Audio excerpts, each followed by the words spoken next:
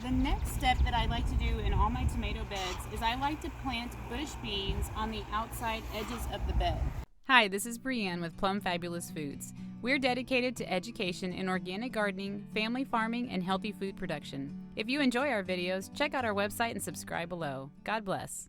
So the bush beans are going to help sequester nitrogen to feed these tomato plants, and tomatoes are heavy feeders.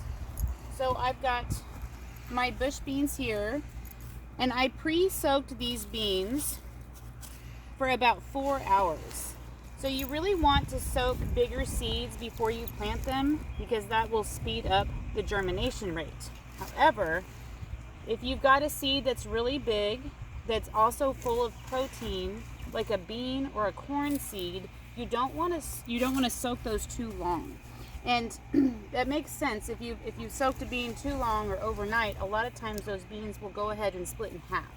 And we don't want them to split all the way in half. We just want to soften up that skin on the outside of the plant. So all I'm doing, I'm picking the bean up with my forefinger and my thumb. I'm digging a hole that goes down to about my second knuckle with my middle finger, and I'm dropping the bean in and covering it up.